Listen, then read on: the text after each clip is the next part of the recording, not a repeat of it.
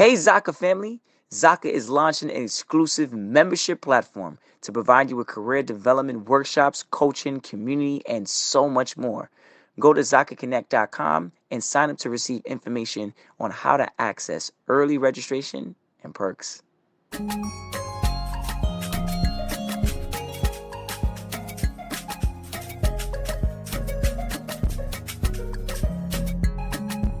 Hello, everybody. This is Paul Herman, the Prince of Motivation and host of Zaka Presents My Journey. We're creating this vulnerable and positive platform. You get inspired and motivated from different leaders from our community. Today, our guest is Ndegwa, who is the VP of US CLO Compliance at Carlyle Group. Karen, welcome to the show. Thank you for having me, Paul. Oh, the pleasure's all ours. I definitely am looking forward to hearing a lot about your journey. And obviously this tongue twister on this title that you have here. But before we dive into where you are currently right now, could you just give us a little of your background and where you're from? So I was born and raised in Nairobi, Kenya. That's where I grew up. That's where I did most of my schooling. And then I moved to the US, where I went to grad school and then kind of started off my career here. So yeah. And where do you live now currently? I currently live in New York, on the Upper East Side. Okay. Yeah, I used to live in Boston prior to that, and then moved to New York for a new job, I guess. So yeah.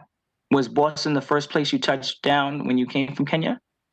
Yeah, I would say Greater Massachusetts. Okay. So I lived in, Lowell, Lawrence, small suburb towns in Massachusetts, and then moved on to Boston, right when I was graduating grad school. Mm-hmm. Yeah. Now you mentioned Kenya. I think you're the first guest on the show that I talked to about from Kenya. So I want to know a little bit more about Kenya. Can you talk to us a little bit more about your childhood growing up? Yeah, so I was raised by my dad. My sister and I were raised by my dad. So my mom passed away when I was younger. So my dad kind of stepped up. Well, he was always stepping up, but he raised the two of us for a while before he remarried. Um, I was raised in a very staunch, like Catholic background. So, to give you some context, like most of my schooling was in Catholic school, from nursery to primary to high school to college. All my schooling was pretty much in Catholic schools.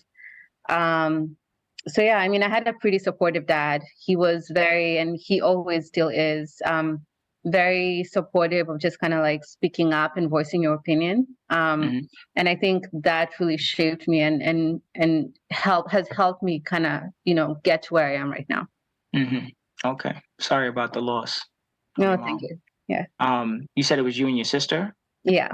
Okay. Yeah, my sister. Yeah. But I have like a bigger family now with my my stepmom. I have a stepsister and two half brothers. Okay. And what was the decision behind moving to America? You said you came here for grad school. Yeah, so that's actually a funny story. So my dad was always big into applying for green cards, the lottery. And so Yes. this one time he applied for everyone in my family. And interestingly enough, I'm the only one who got it. Okay. And the timing worked really perfectly because it was right around the time when I was graduating from with my bachelor's. So, I was getting to the point where I'm almost done with school. Because I knew the green card process was going on, I wasn't heavily invested in like looking for a job. So I was like, okay, well, the timing is perfect. I don't have a job. I'm almost done with school. So I might as well just move there and just kind of build a life. I didn't have to leave much in the sense that it's not like I had money or, anything to my name. So it was a relatively easier move, being younger. And you came by yourself? By myself. Yep. Wow. That's a massive, commute, a travel, you come from Kenya to the US. But I mean, obviously you were coming here from school, you got accepted and you were very excited to leave.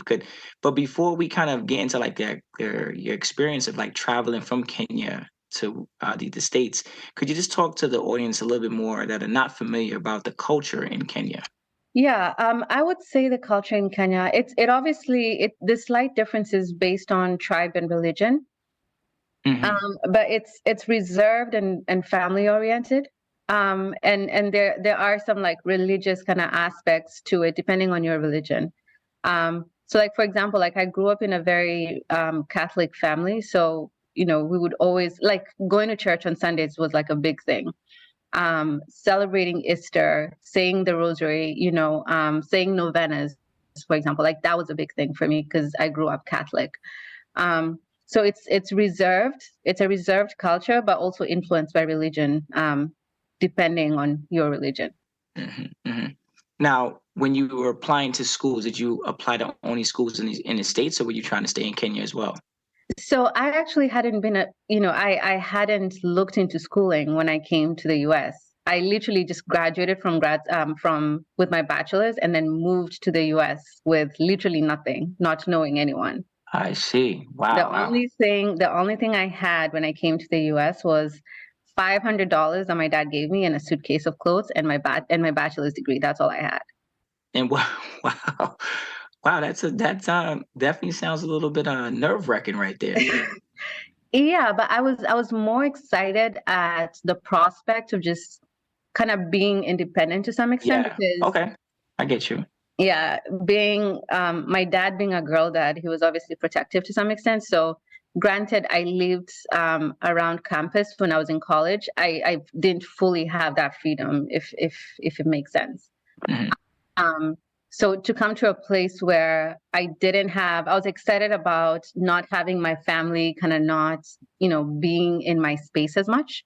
Yeah. I was really looking forward to that. So having that at first was so exciting.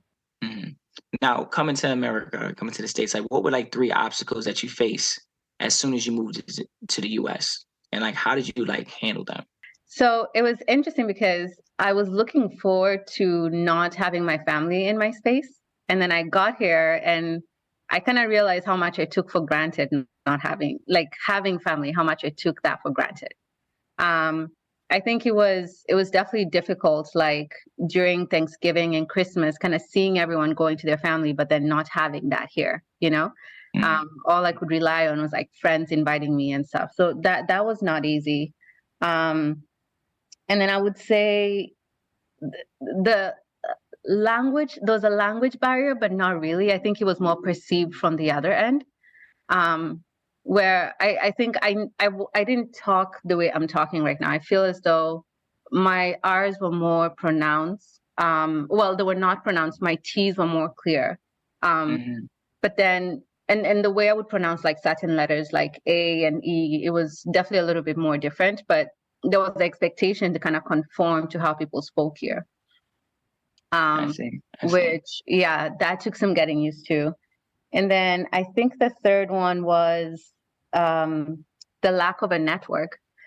Trying to kind of, I obviously came here being ambitious and having dreams and goals and trying to kind of make that happen without really having people. It's not easy. So yeah.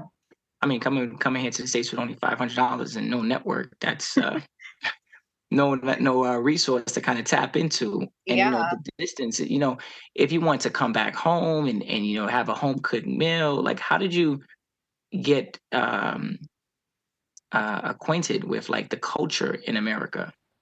I think to some extent I was kind of lucky because I watched a lot of TV when I was back in Kenya. And there are a lot of like American shows being aired. For example, like watching Fresh Prince or to Will Smith. Yeah, that's so Raven. Like a couple of shows that we used to watch back in Kenya that would kind of give you a sense of what the culture was like here. So I don't think it was that hard of a transition, but I feel like I picked up a couple of things along the way, but it wasn't too difficult. Yeah, and I know sometimes people like parents are like turn the TV off, but you can learn a lot, if you're really tapped into it. Now, when you came out here, I know that before you came here, you studied finance. I believe that you got a bachelor's degree in that in Kenya, but when you came here, you went and got an MBA in the States. What was the switch up for that? So growing up in Kenya, my dad is the one who kind of introduced me into finance. So when I was younger, like in Kenya, the news is kind of structured where the first like maybe 20 to 30 minutes, it's like general news. And then you have like 15 to 20 minutes of like business news. And then the last half is like sports and lifestyle or whatever. When I was growing up, that's how it was anyways. And so my dad he was always very interested in the business news. And I think he'd kind of like picked up like investing in the stock market in Kenya. So he would always kind of like sit me on his lap. This is literally when I was generally very young. Sit me on his lap and like explain to me the business news and how the financial markets work, like buying into stocks and everything. And then when I was in college, he had bought stocks in different companies in Kenya, so he would literally make me go as a proxy to some of the shareholder meetings just to get that exposure. So I knew I wanted to be in finance because of that. Like, I think it's something that I was exposed to when I was younger, but I also did not have a defined sense of what finance was.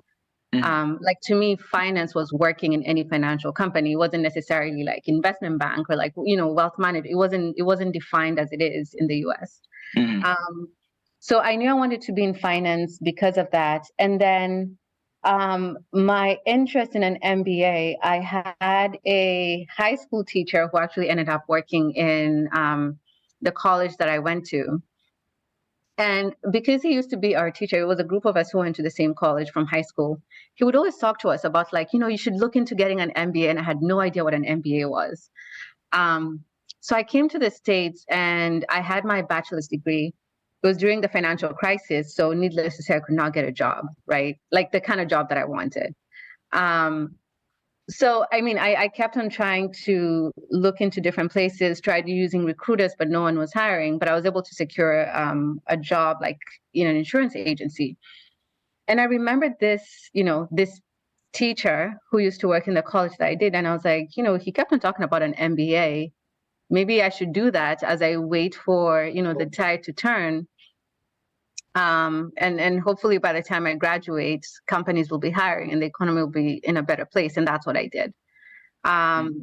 So I can't remember if it's my dad who kind of pushed me to go back to school, but that was the decision process or the thinking process at that point in time. Now, coming to the States, going back to that, I'm thinking about when you said that you came here with $500. What was the ultimate goal at that point in time? If you graduated, you had your bachelor's degree in finance in Kenya, you came here, you weren't really thinking about school at that point in time. Like, what was the goal at that point? I know you mentioned about having your independence, but like, what was that goal going to look like for you, that big dream? I mean, just building a life for myself, having a life where I'm happy with what I'm doing, with who I am. I've never been driven by money, so I wasn't looking to have like a pot of like money stashed somewhere, like what's it called, like properties or anything. I just wanted to be happy. That's all. I see. Well, that's always a good thing, when you're driven by just like your love, your passion, you're not driven by money or any type of things that would throw you off. That's always a good thing to kind of keep you centered. Yeah. Now, when you graduated from college and you obviously got your bachelor's degree, you came out here to the States, then you got your MBA. Could you kind of walk us through a little bit more about like what were some of the challenges you faced at your first job? Ooh. So my first job was when I started working at US Bank as a loan administrator. And I knew about loans, but I didn't really know about syndicated loans. So there was a learning curve there, kind of understanding the structure of syndicated loans, the reason behind them and how everything worked.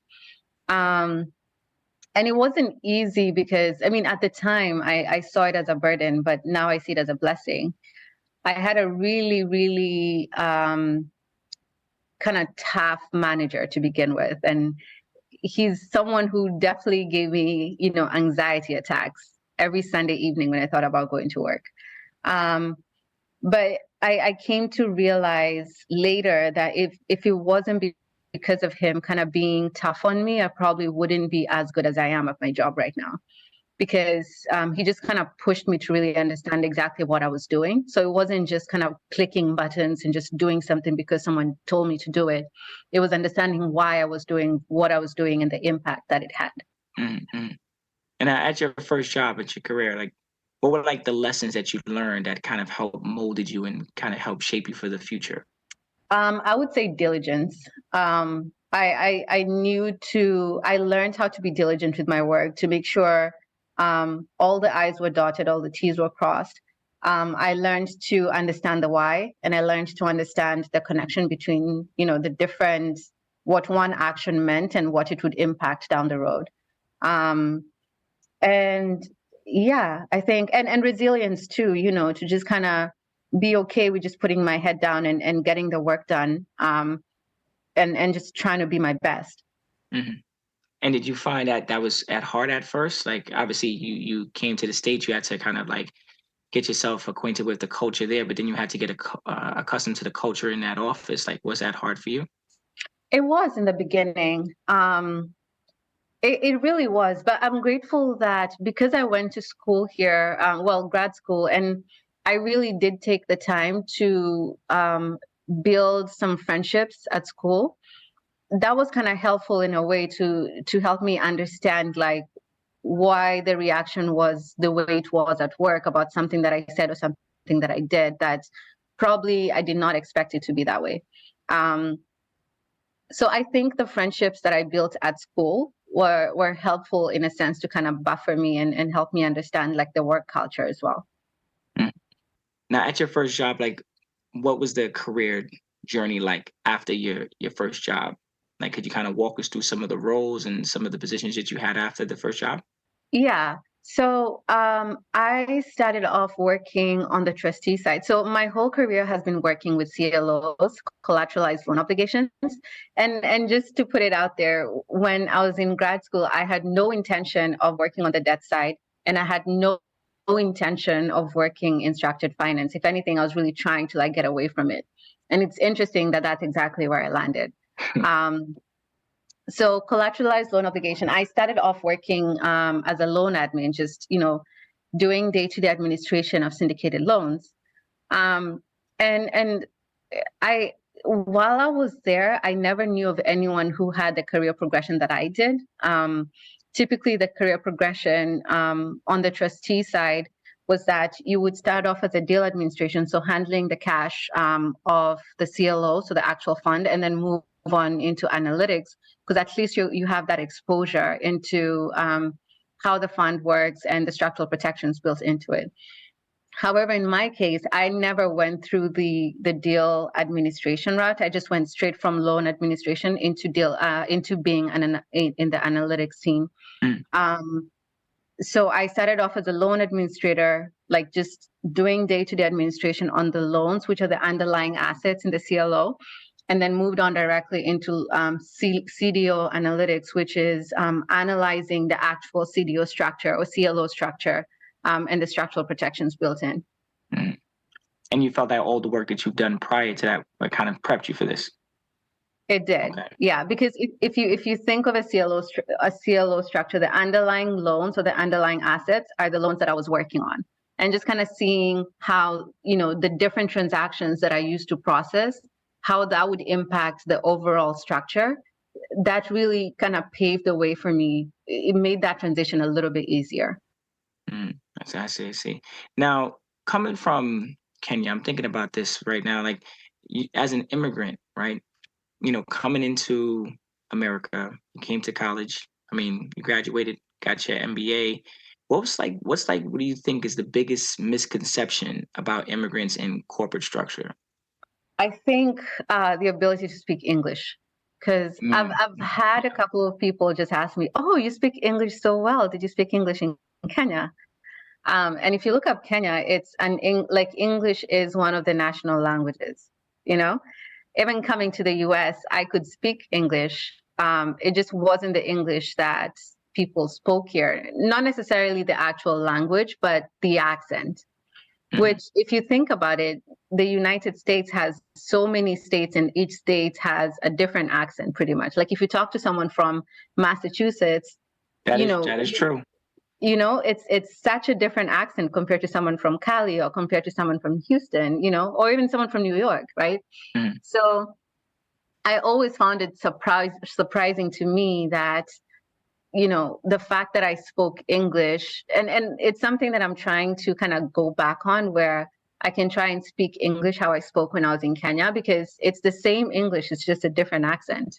The younger version of me just did not realize, did not know to use that argument where it's like, you have different states in this country and you can understand each other. Why can't you understand me as I speak English?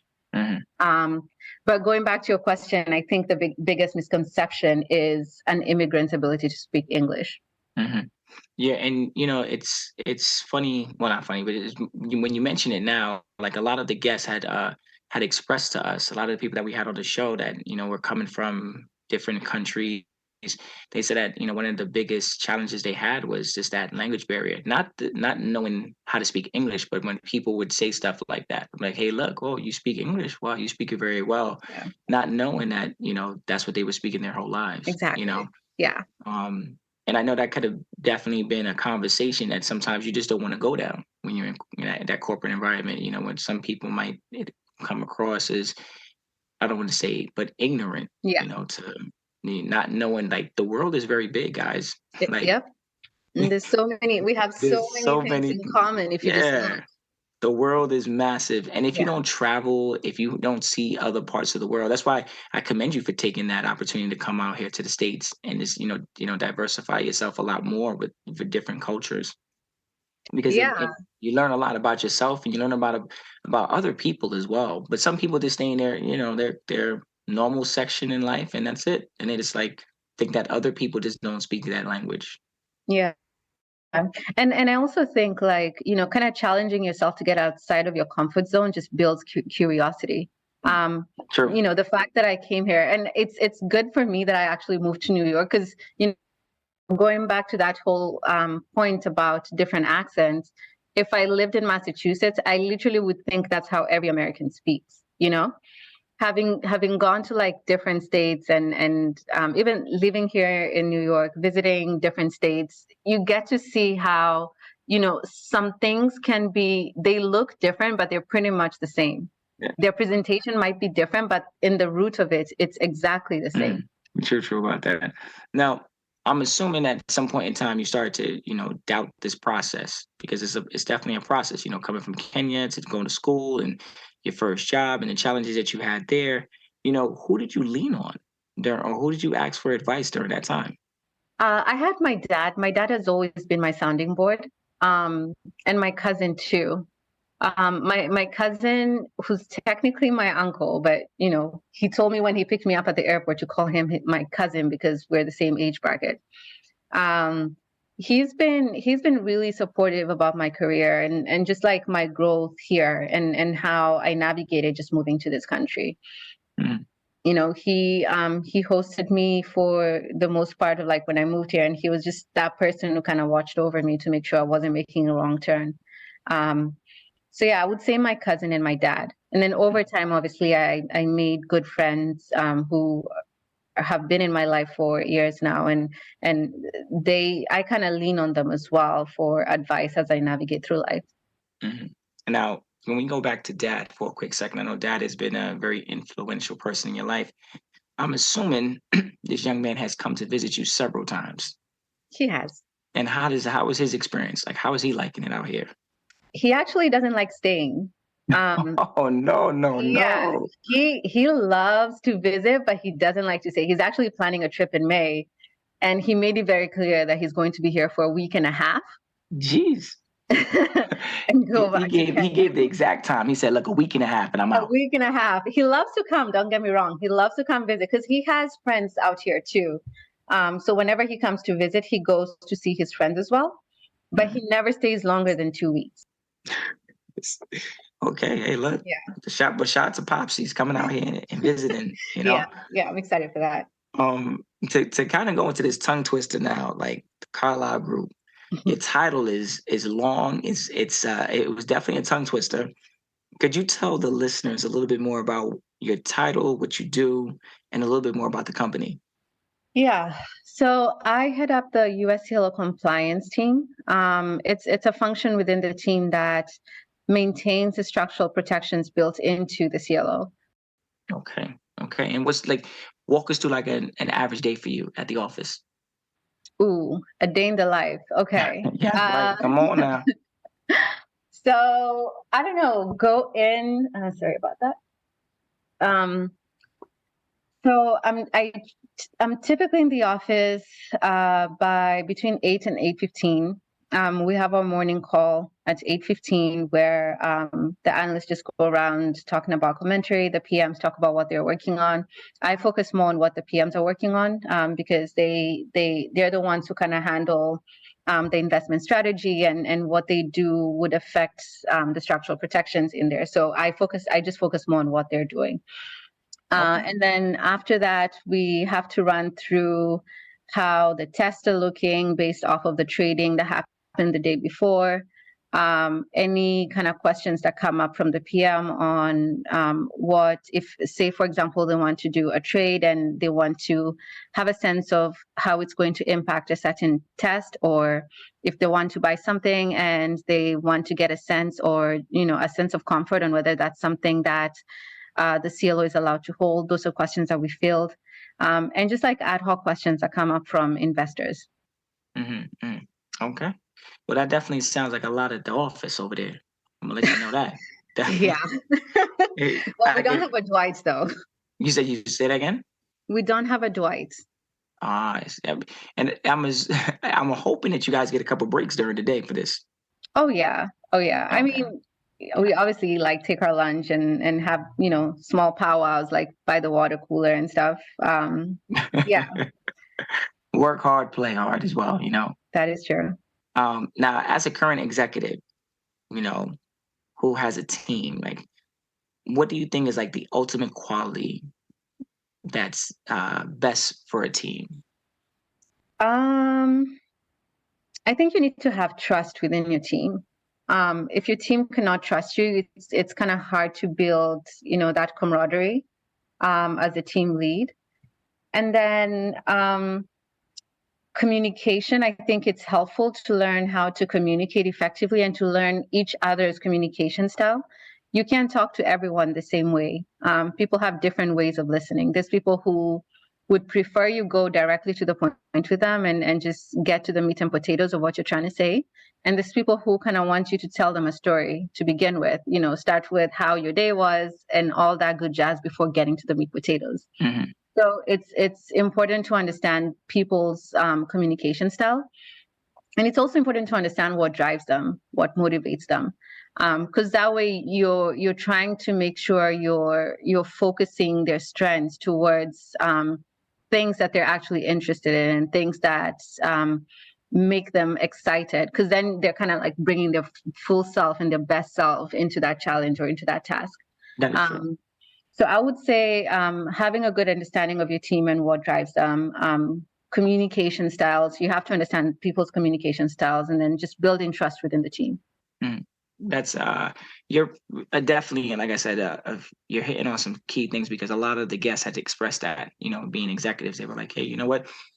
Trust is very big, and it's also the lines of communication, making sure that it's so diverse, and people that come from all different walks of life, different layers of education and background, and within the business. So it's always a good thing when those lines of communication are there. Now, what do you think of some managers overlook when managing like immigrants on their team? I would say understanding their why. Obviously, everyone is driven by different factors, and these cultural aspects that drive people, obviously. But I would say for an immigrant, it's more than just living in this country, right? There's, especially if they moved from their country at a relatively older age, there's that cultural aspect of where they come from that's kind of built into them. And it can for a huge majority of people, it can drive what motivates them. It can be part of why they do what they do and how they do what they do. Mm, So I think it's important, especially for an immigrant, to understand their culture, because to some extent you'd understand why they're doing what they're doing and how they're doing. I see. And in your journey, I know that you have had several challenges, in regards to your career climbing that ladder. Could you give us like maybe like one of your biggest challenges that you face in your career, and like how did you overcome it? I don't know if I would say I've overcome it, but I can say my biggest challenge is and has been self-promoting. Um, it's not easy to, to speak up in front of everyone and say, hey, I think I'm good at X, Y, and Z. And I think it's also kind of because of my culture as well. It's easy to kind of sit back and hope that someone's going to speak up for you, or someone's going to kind of point at you for your strengths and everything that you're doing right. But sometimes that's not always the case, and so you have to kind of like raise your hand and stand up and speak up for yourself, or else you're not going to be seen. Mm-hmm. That's always a hard thing, and a lot of the guests had expressed that about having that moment in time when you do need to speak up for yourself, especially you need to know your self-worth, and even if it's asking for a raise, and being like, look, I want to be promoted. Sometimes it's very hard to do that, and especially because you might not feel like you're a part of the culture, right? There's always that imposter syndrome. You're like, well, should I say something? Maybe I don't have the right to say it. How did you figure out how to find a voice? Like, how are you doing that? What are you currently doing? So I think to some extent my dad kind of taught me this. He's always created a space for me to just express myself and to speak my mind. And I think over time I learned from him that if I express myself from the perspective of kind of explaining why I'm speaking out, or explaining what I'm trying to achieve by speaking out, at least it kind of gives someone a minute or a second to pause and genuinely listen and not be defensive about, not have like defensive listening or listening to kind of push back or anything. So I think how I communicate and how I speak out, or how I have my voice, it comes from, most of the time it comes from a standpoint of trying to understand, not necessarily trying to push back or make someone look bad or anything. It starts off with me explaining, this is what I'm trying to do, this is what I'm trying to understand, help me figure this out. And then, I just kind of explain myself. What with all that being said, like what is like been like your biggest breakthrough in your career? I know you were talking about like your struggle, but like there's got to be a breakthrough where you're like, wow, like I actually did that.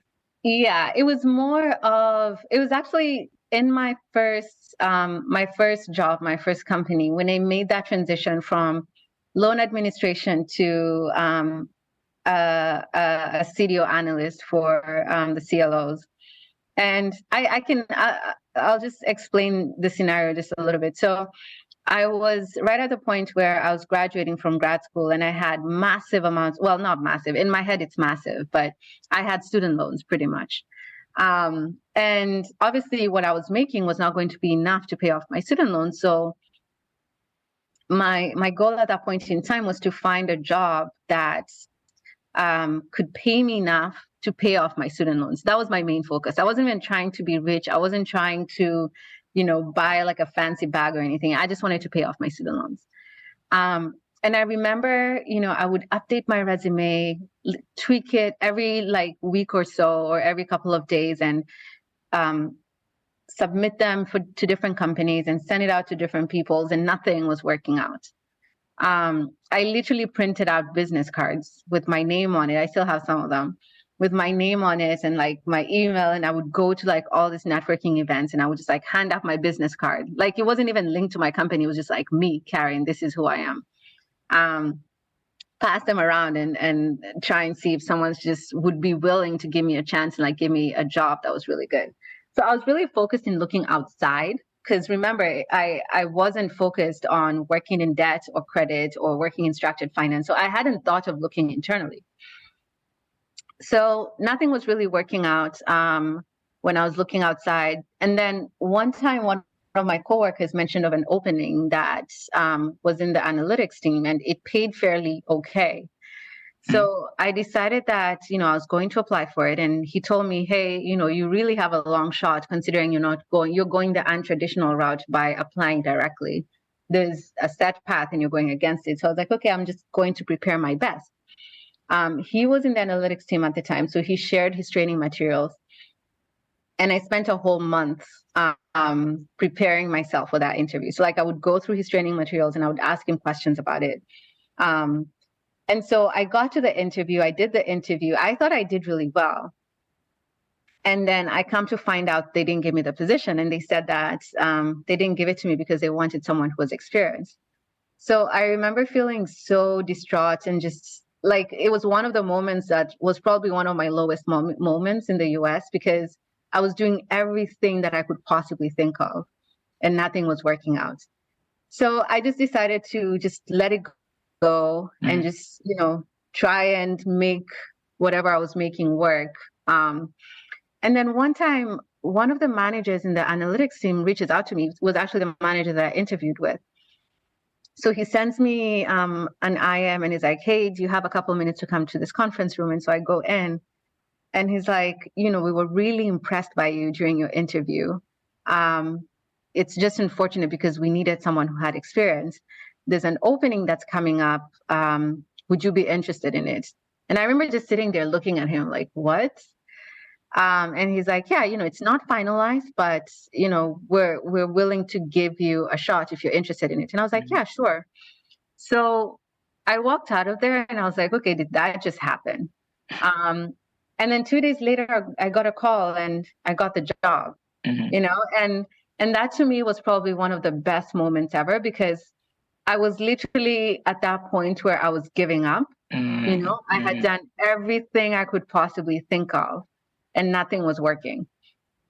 And if I think about it, if I hadn't moved to that team, I probably wouldn't be where I am right now because it's that experience and also that kind of rigorous preparation that has led me to where I am right now.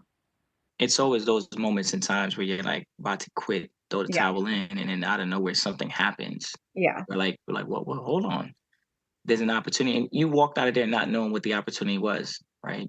Not knowing if it was going to come to life, right? Yep. And in a couple of days, the phone call comes in. It's like probably when you're doing something, you're washing the dishes or something, some random stuff going on, and you're like, who's calling me? You pick up the phone, and all of a sudden they're like, oh yeah, we remember that job offer? We want to put it on the table for you now. And you're like, oh my gosh, wait, hold up, this is actually happening. And I think so. My dad knew what I was going through, and he was really pushing to come here. And I was so convinced he was going to force me to go back to Kenya, because he was getting worried, about my mental health as well, because I was just doing everything that I could possibly do. And I know that, so he was around prior to that for my graduation, and he could see that I was getting stressed about, graduating with student loans and not knowing how I was going to pay them off. So he knew that this was going to be something that might break me. So, during that time, it was literally around that time that I got that call. He was pushing to come to the US, and I know he would have forced me to go back to Kenya. You would have to pack that bag up. You would have to give him that $500 back and kept it moving. Yeah, I think in his head is like, I'd rather have my daughter who doesn't have a job than not have my daughter at all. That's how bad it was. True. And the distance is so far, that you would get worried, as any parent would. Exactly. Like, it's not like you could be like, oh baby, just come home, take the train and come home. Like, it's no. You hop on a flight, come back. Yeah. It's serious. Yeah. Something I had to ask you, I know that you're on the board, you're a board member of the NYKA. NYCA. Yes. Could you tell us a little bit more about the organization and about the mission? Yeah, so it's an organization by Kenyans for Kenyans to build a strong, cohesive community, Kenyan community in New York around 4 pillars. So health, financial wellness, career development, and youth development. What I like about this organization is that it's really inclusive. I don't know if you're aware, but Kenya, and I think it's common in most African countries, it can get very divisive based on tribal lines or religion or just, perspectives and opinions. What I love about this group is that everyone's welcome. And anyone who tries to start a conversation that would kind of divide the group based along those lines, it's really squashed really fast. So I love that about the group, and I think it's something great once it lives up to its full potential. Okay, well, being a board member sounds like I like organizations like that where, like you stand by these 4 pillars. This is what we're doing. If you're not a part of that, then we're gonna have to shut that down, because you're creating the culture. And then, like you said, you're bringing everybody in. Doesn't matter who you are. So I think that's very important. Yeah. Having something like that in this area.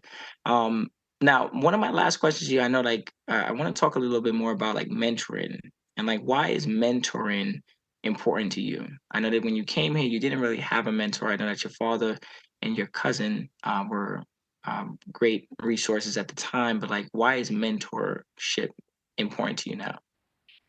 Yeah. So for me, I feel like I hit a lot of walls just because I didn't know. Um, and in a sense, I just didn't know because there was no one there to kind of show me, right? So I remember when I joined, when I started going to grad school, I knew for a fact, like going into grad school, my goal when I finished grad school was to have a job in finance. Actually, specifically, I wanted to work in Fidelity. I did not know exactly what I wanted to do. I just wanted to be under the Fidelity umbrella. Mhm. So when I started going to grad school, I immediately just started networking and trying to go to events and try to just like pass around my resume to see if I can get an internship. I happened to go to a career fair where there was this guy who used to work at JP Morgan, and he told me about investment banking. That's how I learned about it. And I was like, okay, I'll give it a shot. It's JP Morgan. Who wouldn't want to work for JP Morgan?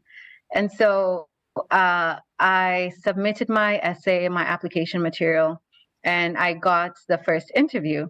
So what I loved, actually, to take a step back, what I loved about this opportunity was that it came with, it was, I think it was like a diversity program where if you got accepted, you would go for the internship, and then if they gave you an offer letter back, they would pay off your student loans. So for me, anything that touched on paying off my student loans was key.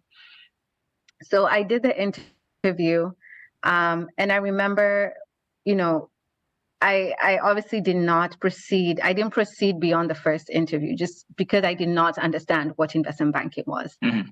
And so after the interview, because one of the questions was what was investment banking, and I genuinely did not know what investment banking was.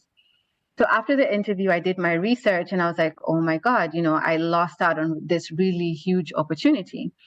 And so I think I spent like maybe an year or two just being heavily obsessed about investment banking and trying to find a path to get in. But there's a very set path into getting into investment banking. And I realized, with time that I really lost my boat.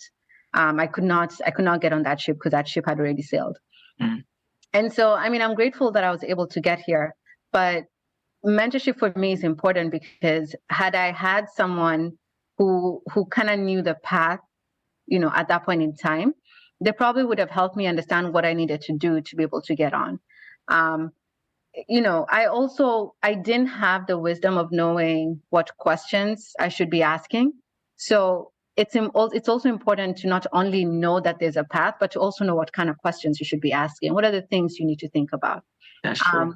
And for me, that's why mentorship is important, is trying to get someone who's young and bright and who's driven, thinking about the questions they need to be asking, the path they need to try and find, for whatever it is they're looking to do. Some of these things you learn later in life, and I'm just trying to make sure that the person coming behind me doesn't miss out on opportunities that I missed. Mhm. That is a very big thing when you have a mentor. Sometimes they have gone through some of the things that you're going to go through. Obviously, life changes, businesses changes, and there's new things that come about. But having someone to kind of give you that insight and give you some of those like tips to kind of help you out and navigate through, especially like something as big as corporate America, that really does help, because people could waste a lot of time going around in circles trying to find what works best for them and not know that there was someone right next to them that they probably could have asked that question, or someone that they could have just reached out to them and say, hey, like, I would like for you to be my mentor. So Yeah. you're 100% right about the mentorship. I just want to say, is there any last words you want to kind of share with our listeners from our interview today? Um, I mean, I just gratitude. I've learned to be grateful for all the good and the bad, and to just find the good within the bad. I think gratitude goes a long way, and you just keep on getting more the more grateful you are for what you have. Mhm. I like how you said find the good in the bad. I know that's a very hard thing to do, but finding the good within the bad helps you move past the situation. Because then at that point, you're just constantly looking at the negative. You're like, oh, this happened and this happened. But if you Exactly. find the good within the bad, you know, and I must say that your story is very inspirational. You know, just when the first thing you said when you came out here with just $500 in the bag, not knowing that you were gonna end up where you are right now in the position that you're in. You know, that just goes to show the person you are, the I want to say also the characteristics and drive that your parents have given to you, you know, and you help find along the way. So kudos to you because that's a very hard not everyone could possibly make it with just $500 in their pocket. I'm gonna be real with you right there. You know, Yeah, I they mean, would have they would have been like, I'm out. I don't know if I could make it. yeah, it's also, I wouldn't say it's 100% me, honestly. Like, I just met really kind people along the way that were willing to help out the way they can, Mhm. you know? True. I've had friends who helped me pay for rent when I was in grad school because I just did not have money. I obviously Mhm. paid them back, but True. it's just building good relationships and being authentic and honest in the process. Mhm. Well, congratulations on everything. Proud of you and all the work that you're doing, and obviously valuing the word mentorship because it's needed and it's definitely needed within corporate America. But I want to let the listeners know if you want to hear more inspirational stories like Karen, please check us out at ZakaConnect.com. Follow our social at Zaka Connect and follow our feed, Zaka, wherever you listen to your podcast.